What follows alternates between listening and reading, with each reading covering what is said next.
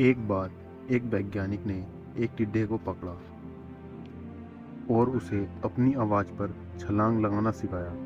वैज्ञानिक टिड्डे से कहता, कूदो। टिड्डा उसकी आवाज़ सुनते ही जोर से छलांग लगा देता। अब वह वैज्ञानिक था तो प्रयोग करना बनता ही था।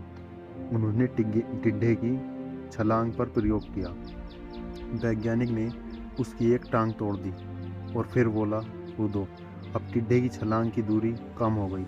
वैज्ञानिक ने उसकी दूसरी टांग तोड़ दी और फिर बोला, कूदो। टिड्डे की छलांग और कम हो गई। अब तोड़ी गई उसकी तीसरी टांग। फिर छलांग की दूरी और कम हो गई। एक एक करके बेचारे टिड्डे की सारी टांगें तोड़ दी गईं। अब आखिरी टांग टूटने पर जब उससे कहा गया कूदो तो वह हिल भी नहीं पाया।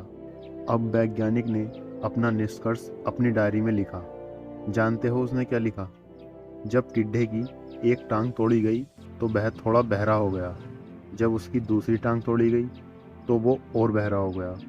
हर टांग टूटने के साथ वो और बहरा होता गया और सारी टांगें टूटने के बाद वह बिल्कुल बहरा हो गया।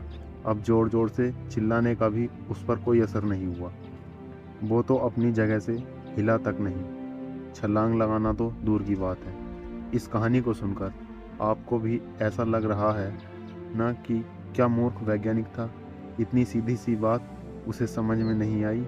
या कुछ लोग ये भी सोच रहे होंगे कि ये तो किसी बच्चे को भी पता है कि टिड्डे की छलांग उसके टांग टूटने की वजह से कम होती जा रही थी, ना कि बहरा हो गया। दोस्तों, हम सभी जीवन में कई बार ऐसी ही मूर्ख बन जाते हैं। कई बार जीवन में दो घटनाएं एक साथ ऐसे घटती हैं कि उनका एक दूसरे से कोई संबंध नहीं होता, फिर भी ऐसा लगता है कि गहरा संबंध है। कभी कभी दिखता कुछ और है लेकिन समझ कुछ और आता है और वास्तव में होता कुछ और है। दोस्तों, अगर आपको यह कहानी अच्छी लगी हो तो लाइक, शेयर, सब्सक्राइब जरूर करें।